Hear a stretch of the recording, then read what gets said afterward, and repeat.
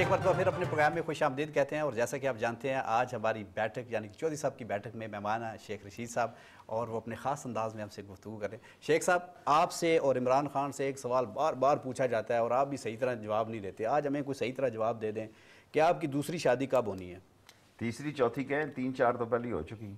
नहीं सही वाली बताएं। नहीं सही वाली तो अभी हुई नहीं, जब हुई तो आपको बुलाएंगे। मैं मेरे तो पार्टी के बंदे ने मेरे गल पूछी तो चौधरी साहब आपने सारी शर्ट मेरी आज तबाह कर दी है। कोई मैंने गल आज नहीं, वापस भी कर दी मैं लाके देती की हो गया है तो क्या इसलिए कोई तो कोई कर- गल नहीं चौधरी ਦੇ ਵਰਗੀ ਹੋ ਗਿਆ ਉਹ मीडिया ਦੀ ਇਨਵੈਸਟਮੈਂਟ ਦੀ ਗੱਲ ਕਰ ਰਹੇ ਉਹ ਬਲੌਰ ਸਾਹਿਬ ਨੂੰ ਜਿਹੜੀ ਗੱਲ ਕਹੀ ਸੀ ਉਹ ਤਾਂ ਪੁੱਛੋ ਇਹਨਾਂ ਨੂੰ ਜਿਹੜਾ ਉਹਨਾਂ ਨੇ ਨਿਜ਼ਾਮ ਇਹਨਾਂ ਤੇ ਲਾਇਆ ਸੀ ਕਿ ਇਹਨਾਂ ਨੇ 4 ਟ੍ਰੇਨਾਂ ਚਲਾਈਆਂ ਟ੍ਰੇਨ ਇੱਕ ਸੀ 4 ਨਾ ਦੇਤੇ ਇਹ हाँ ਪੁੱਛੋ शेख ਇਹਨਾਂ साहब ਨੂੰ ये बात भी बताएं ना आपने बहुत मैं सारी एक ट्रेनें नहीं, बहुत मैं 24 ट्रेनें चलाईਆਂ। वो गलत कह रहे होंगे, मेरे काबिल एहतराम और मेरे लिए मैं ये ट्रैक पे चलती थी शेख साहब। अल्लाह अल्हम्दुलिल्लाह। और सब पुराने, क्योंकि ये इन्होंने जो इंजन मंगाए हुए थे वो अच्छे इंजन उन्होंने लगा दिए हुए थे, मालगाड़ियों पे वो खींच नहीं रहे थे। फिर मैंने गवर्नमेंट से अप्रूवल लेके ट्रेनों पे लगा दिए जो नए चाइनीज़ इंजन थे।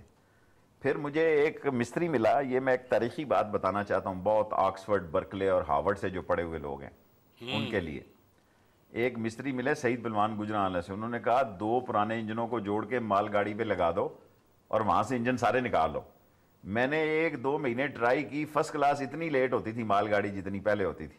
2 इंजनों को वेल्ड करके मालगाड़ी पे लगा दिया, वो सारे इंजन निकाले, 24 ट्रेनें चलाई और ई टिकटिंग की इस रेलवे में और फर्स्ट टाइम एक ग्रेड दिया 46 सालों बाद रेलवे के मजदूरों को। साहब आपने खुद भी ट्रेन में सफ़र किया है और आपने ये भी बताया कि आप हुसन परस्त भी हैं। कभी ऐसा भी मुमकिन हुआ है कि कहीं आपने ट्रेन हुसन की वजह से रुकवा दी हो कि खड़ी कर दो भाई ट्रेन थे? मैं ट्रूली आदमी, नो वे, नो वे। हुसन का तलक जो है आपकी ट्रेन से नहीं कारकर्दगी है। अच्छा शेख साहब ये रोज़ कितने सिगार पी जाते हैं? आजकल तो 3-4 पी रहा हूँ। अच्छा मैंने उस दिन राजा बाजार से पता किया बड़े महंगे सिगार हैं ये। अच्छा कम से कम 10 रुपए का एक सिगार है ये।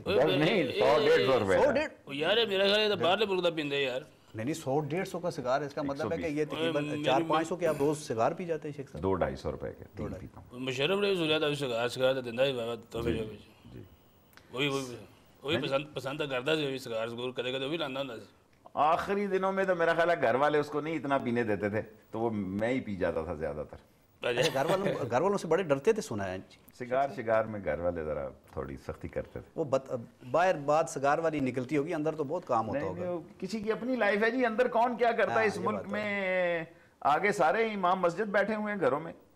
इस्लामाबाद में क्या ख्याल है कि बदनाम गरीब आदमी होता है क्योंकि उसका मुंह सूंघते हैं, और वो जिनके मुंह सूंघने की पोजीशन में नहीं, जिनको सलूट मारते हैं, उनकी पोजीशन ज्यादा खराब होती है। आप ये बताएं कि मौजूदा हुकूमत का फ्यूचर क्या देख रहे हैं आप?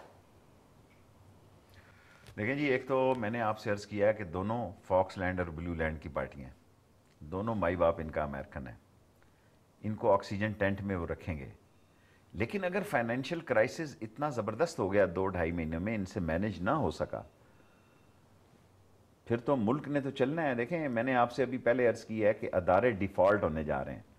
ऐसा भी हो सकता है कि बाज़ महकमों में 2-2.5 माह के बाद तनख्वाहों के पैसे ना हो। पंजाब का तो हाल इतना बुरा है कि वहाँ ठेकेदारों को चेक डिसऑन हो रहे हैं। अच्छा शेख साहब आपका बहुत शुक्रिया।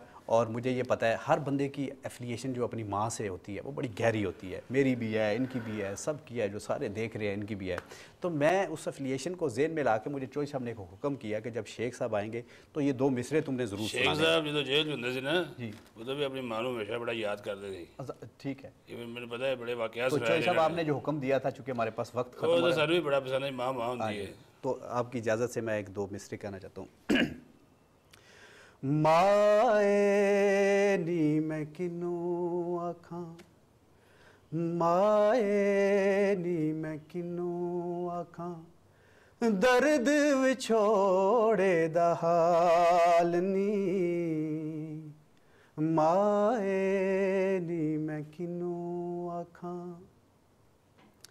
दुखां दी रोटी सूलां दा सालण,